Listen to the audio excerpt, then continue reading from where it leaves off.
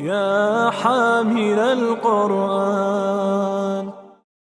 ومع قراءة يعني قصيرة كما قلت، بدأنا بكتاب الله ودائما مع كتاب الله، وننتهي مع قارئ آخر وهو من القراء الصغار بآيات بينات من الذكر الحكيم، فليتقدم مشكورا. واسمه ضياء، والصبر ضياء، والقرآن في حياته ضياء، وهو جميل وهو جميل بطلعته وأيضا ضياء.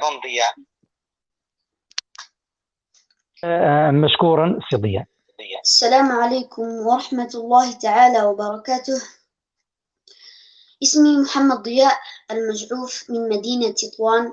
سني 13 سنة. أتابع دراستي بالسنة الأولى إعدادي بالإعدادية الفراهيدي. استلمت على يد الأستاذة الزهرة بن الفقيه والأستاذ عثمان هارون وأستاذي رضوان الرباح وشيخي أخيار، جزاهم الله كل خير. أشكر كل القائمين على هذه المسابقة الكريمة في هذا الشهر الكريم، وأشكر لهم تفانيهم في تكريم أهل القرآن صغيرهم وكبيرهم. كتب الله لهم ذلك في ميزان حسناتهم، ورفع الله عنا هذا الوباء، وحفظنا وحفظكم من كل سوء.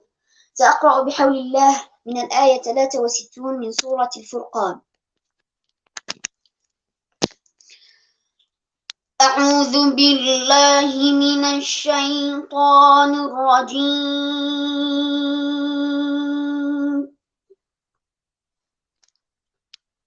بسم الله الرحمن الرحيم.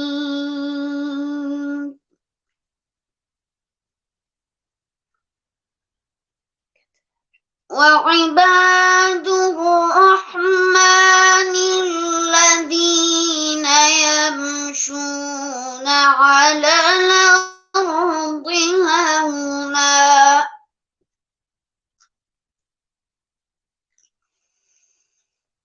وإذا خاطبهم الجاهلون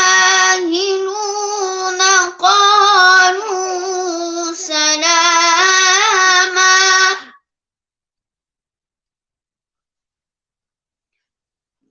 والذين يبيتون لربهم سجدا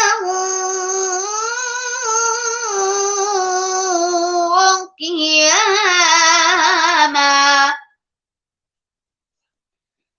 والذين يقولون ربنا اصرف عنا عذاب جهنم إن عذابها والذين يقولون ربنا اصرف عنا عذاب جهنم إن عذابها كان غراما. إنها ساءت مستقرا ومقاما. والذين إذا أنفقوا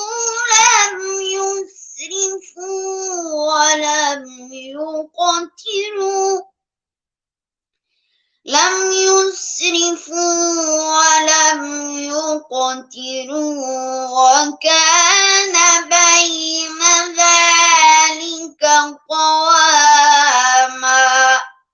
صدق الله العظيم.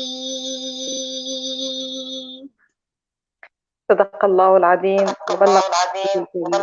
ما شاء الله، ألف مبروك يا ضياء على الحصول على المرتبة الثانية. نتمنى لك المزيد من التوفيق والنجاح إن شاء الله تعالى. ضياء، تحدثنا التجربة ديالك في هذه المسابقة كيفاش كانت؟ أنا ملي كنت صغير ماما كانت كديني المسابقات، كنت كنمشي المجلس العلمي، كانت عندي 4 سنوات، كنت كنمشي كاع باش كنلعب، ولكن أنا قلبي كان كي تدفق بالقرآن الكريم، و تبارك الله طلعت وكبرت وأنا في يدي القرآن الكريم، توصلت من هذه المرتبة. ما شاء الله عليك، وبالتوفيق والمزيد من النجاح. وهذه ما هي غير تشجيع بسيط لك، وتزيد إن شاء الله تتابع وتنجح أكثر وأكثر إن شاء الله. شكرا على المجال ديالك معنا. شكرا.